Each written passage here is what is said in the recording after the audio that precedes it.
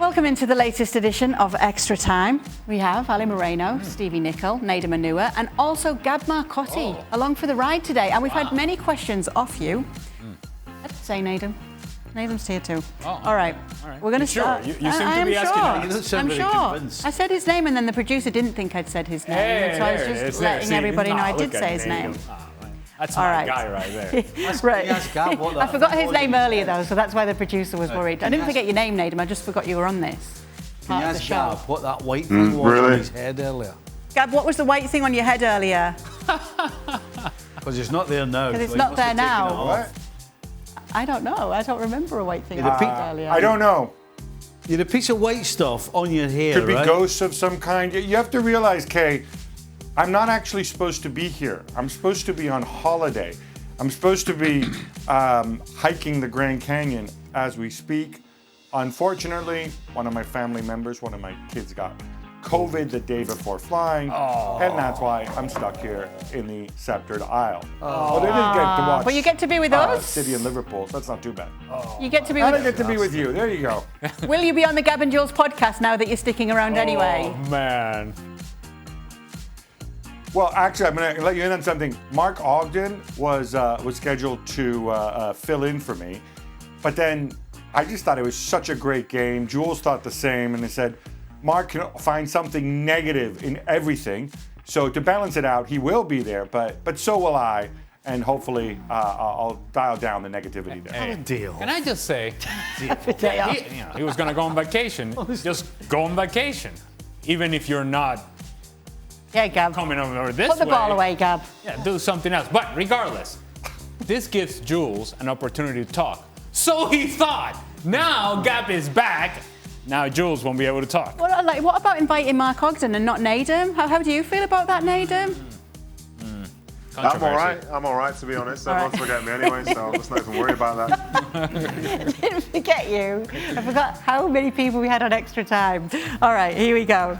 Ali, is Pedri the new Messi for Barca, and where will Ansu Fati play when he's back? Good question. There doesn't seem to be a space for Ansu Fati right now, and I don't think that's happening anytime soon. However, it is a good option to have off the bench, and it's yet another player that Xavi can turn to and say, okay, this guy can give me something different. As for Pedri, I love me some Pedri. Nobody loves Pedri more than I do. I mean, you'd swap your son for him. So. Yes. Yes, I would. Sorry? He's literally said more than once on this show he would swap his son for Pedri. Yes. Which one? See, you know what I'm talking about. See, Stevie, you see my point now. I just wonder which one is going to be more disappointed. Yeah. But not the same kind of player, first of all. And second of all, let's just calm down a bit. Let's just allow him to continue to become the player we think that he can become. He's already fantastic. He's already one of a kind. He's already a natural. But let's continue to see the development before we go crazy. I'm going to let Nedum go first because Stevie and Nedum have been asked the next question, but I want Nedum to know that there's no hard feelings.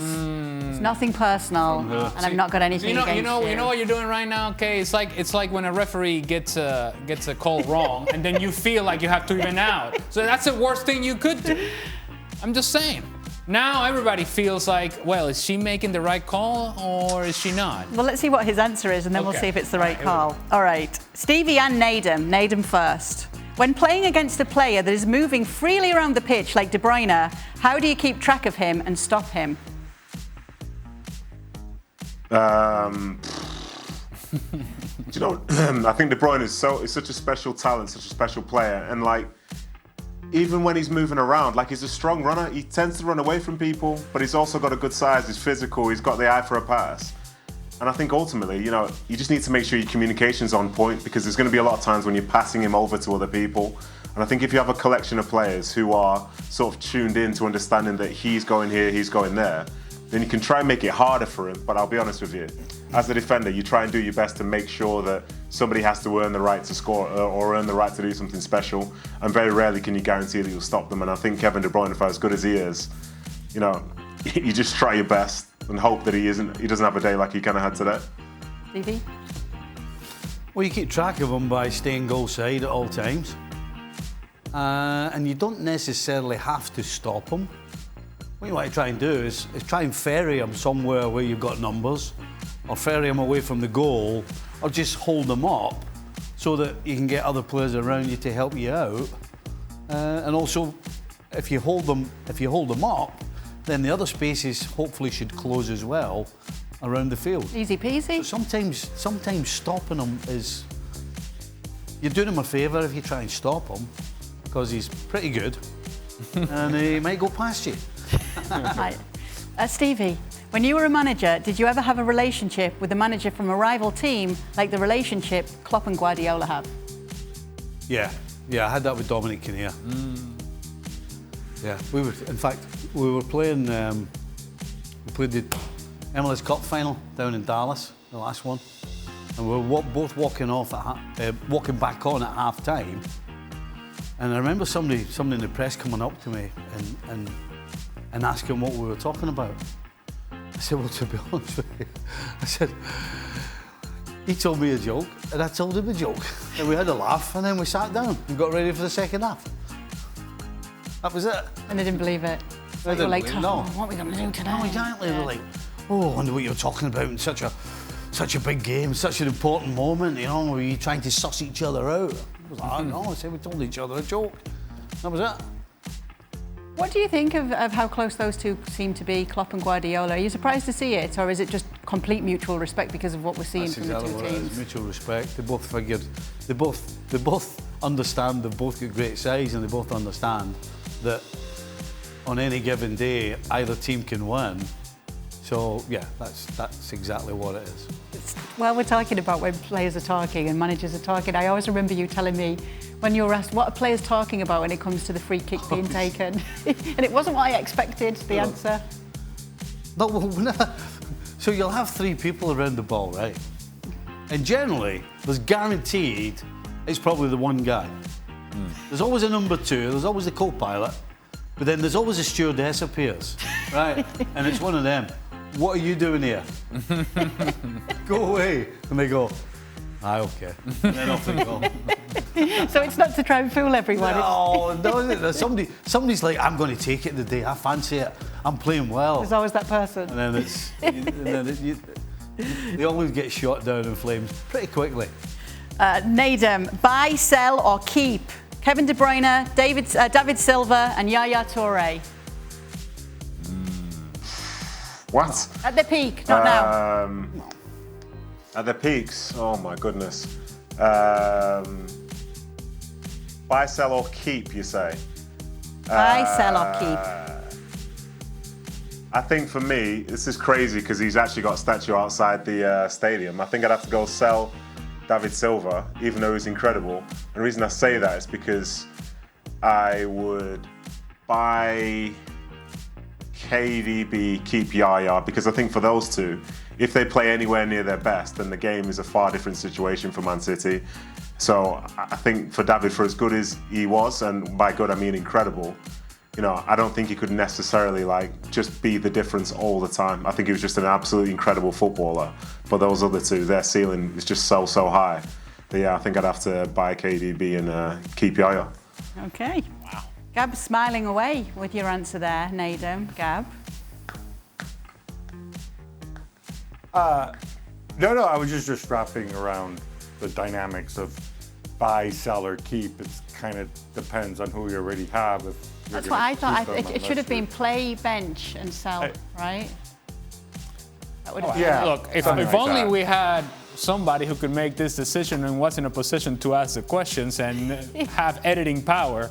I'm asking the questions they asked. But you know. Maybe they'll come and tell me off going, that's not what I asked. Wow, that's what they do. Would it change if it was that way around, Nedum? If it was play, like start, bench, or sell? It's the same answer, isn't it? Is it? Yeah, it would end up being the same answer, but it's heartbreaking because David Silva's incredible. But yeah, these things are torturous, to be honest. But there we go. Because the buy and the keep is. Obviously not. No, but same answer. Okay, so what was your question? What was your question? No, then you can say start, bench, or sell. Yes. Right. Right. So you have to start. So you're still selling Silva. Okay. You're starting Kevin, and you're benching Yaya. It's the same answer. It was a hypothetical because Gab was saying, how do you know who was already on your team? But you know the three of them are on your team.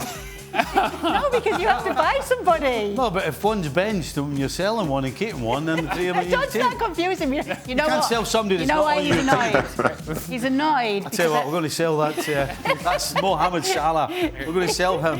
He's annoyed because I picked him up earlier and backed Craig Burley on a little debate. Yeah, how dare you? I know, I'm sorry, Stevie. Especially because Stevie brings me British chocolate in. You know, I should always be siding with him. Yeah, brought. Hey, change that to brought. Brought. Yeah, because I'm not getting any more. All right, Gab. With reports about Jorginho and Juve, would both clubs benefit from this move? Juve to continue to be more pragmatic under Allegri, and Chelsea to actually play a little quicker. I don't like this deal for either team, actually. I don't buy this idea that Jorginho is this great evil who slows everything down and gets Chelsea to play slower, quicker. I mean, last time I checked, they won a Champions League with Jorginho. And I think at this stage, also from Chelsea's perspective, I wouldn't be surprised if next season, especially if they bring somebody else in midfield, you know, Jorginho becomes more of a situational player, a guy you play in certain games, maybe in games when, you know, the opposition sits and parks the bus or whatnot. And from Juve's perspective, no, I don't think this would be a good move. I think Juve are pushing for younger players. Jorginho still will cost you a lot in wages. I think they like Zakaria, they like Locatelli. Neither one is necessarily the deep line playmaker, blah, blah, blah, who touches the ball a million times. But guess what? You don't necessarily need to play one, to play with one to be effective. And I think that's the direction in which they're headed. Isn't it amazing with Jorginho that less than a year ago there were people clamoring for him to get the Ballon d'Or, that he had to be because Italy won the Euros and so on and so forth, and how successful he had been with Chelsea, that he had to be the guy. And again, less than a year later, they don't know what to do with him in Chelsea, and doesn't seem to be part of the plans of the future. How do we get a player in a position where we put him in such a pedestal and then we say, no, he's not good enough anymore? Maybe he wasn't that good to begin with. Nedum? I was going to say, I think the turning point for me was when there was a game and he was trying to run back from a corner or something, and the referee was running past him. So I think that was probably the time when there were a few red flags that were being waved in the air because he couldn't outrun the referee. I still love you, Jorginho. All right, Stevie, which was a better January signing, Kulusevski or Luis Diaz? Oh, come on.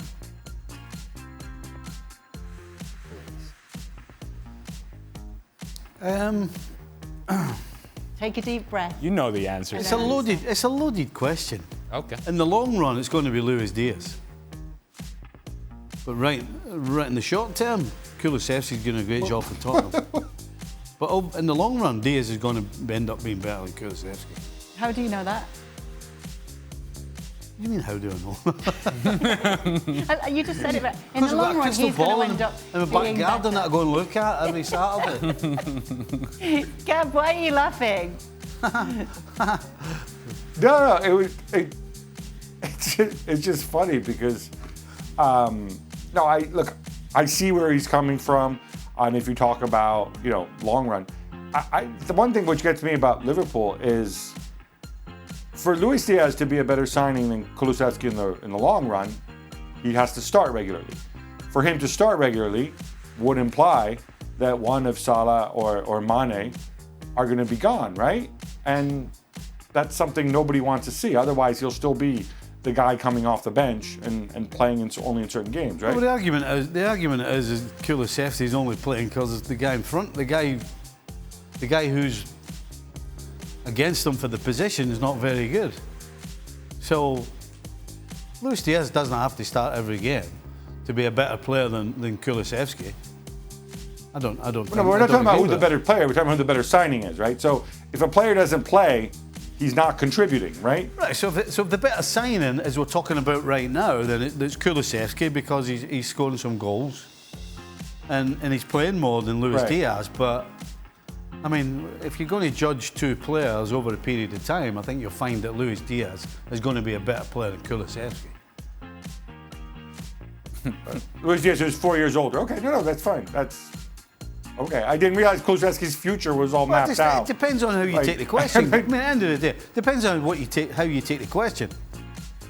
If you're saying who's had the best career over the last 3 months, is that what the question is? I guess what I'm saying is I love the Luis Diaz signing. I think it's tremendous. And one of the reasons I love the Luis Diaz signing is it takes the pressure off throwing all the money in the world at Salah and Mane. So if they stay, it's going to be on Liverpool's terms. It's not like they have to re-sign them and extend both of them at all costs, right? But for Luis Diaz to become a regular, we agree Salah and Mane are better players, right? So for him to actually shine, other than ensuring that you get Salah and Mane at a price that you're comfortable with, one of those two would have to go if he's going to outlast Kulusevski, who is younger and is a full-time starter right now and contributing. If you want to start throwing ifs and ands, that's what I thought was interesting about it. If you want to throw in ifs and ands and buts in, then Salah and Mane might not be here in 12 months or 16 months. This could go on all night. So I'm going to stop it now. Yeah, the good If you want to start the hypothetical stuff, then I'm your man. You've been very argumentative today, Stevie Nicol. The good thing is that it seems like both of you are willing to yield. Yeah. The good thing is we have some bonus content from earlier. Okay. Oh, Yeah, there it see, is. There it is. There's the white thing. Gab, There it see is. it? You were talking like it was like a big white hat on his head or I something. mean, it's What do you noticeable. mean? You saw it straight away, right? I did now. Can Gab see it? Can Gab see the white thing on his head? No, I just see frozen. But look at what. Yeah, that's right. Can you not see the white thing on your head? Oh, I think that's ectoplasm. This is the flight of the bumblebees. This is the music you wanted Oh, it's the flight of the Vanderbilt, but not that. look at the concern in Gab's face. Yeah. Gab, did you see it? Yeah, it's magically gone. Yeah. It magically went. So not only does Steve see the tiniest piece of white in people's hair, he also sees the future. See? This we have established on today's Extra Time. Thank you very much for watching ESPN FC on YouTube. For more highlights, analysis and exclusive content, be sure to subscribe.